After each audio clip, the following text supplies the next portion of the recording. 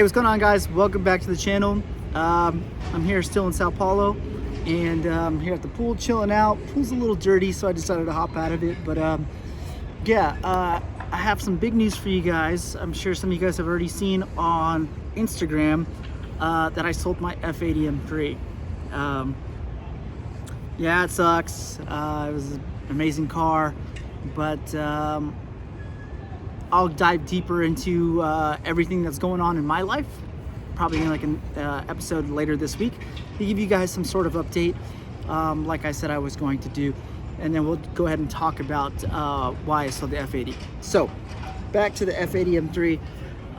I sold it, so now I feel like I can talk about this openly. So, back in 2018, I want to think it was, I spun my crank hub.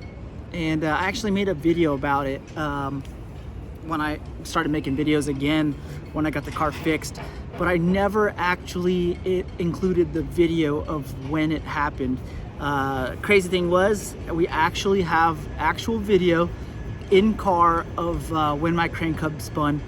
And you can hear the noises it makes. It just sounds disgusting.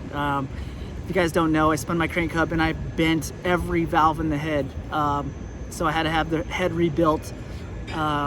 Thankfully, I got Lang Racing to rebuild it and upgrade it. And that car has just been amazing ever since. So there's no issues with that. But basically, worst case scenario is exactly what happened to me. Spun the crank hub, damaged the head, and that was it. So, for you guys who don't know, a head job on an F80 M3 is anywhere from $2,000 to $3,000. It can get crazy to, $4,000 if you want upgraded valves and springs and, port and polished head, all that shit. It can get pretty extremely expensive, but I kept it pretty basic, and it was about $2,500. So, yeah, that was that. So as you'll see, we're hauling ass pretty much. We were driving like morons on the street, not gonna lie. And it was me, a ZL1, and a 911. And we're on this really open road, heading towards South OC Cars and Coffee. And yeah, there's nobody around, it's just us three, and we're just going at it. And I went to downshift as I was decelerating.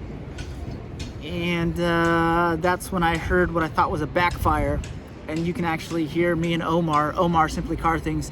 If you guys don't know his channel, you probably do. If you are subbed to my channel, you probably came from his channel, to be honest with you. So yeah, Omar was with me in the car, and we both, you'll hear the audio, we got hyped because we thought it was a backfire. That was actually my motor making a crazy fucking noise. And shortly after that downshift, I got a message on the screen saying drivetrain malfunction, that I could still drive, but I have to, take it easy. Give me 1 second. Got a baby jet above me. So I tried to downshift. The car wouldn't give me any gears. The car was doing its own thing. And as soon as it hit, 1,000 RPMs and fourth, it shifted a third on its own. Third at 1,000 RPMs, shifted a second, and then all the way down to neutral. And pulled the car over, turned off the power real quick. Thought maybe it was a safety parameter for the tune, maybe something happened. But the car was making some noise, like something was dragging underneath the car. So me and Omar hopped out the car, looked under the car real quick, nothing that you could see.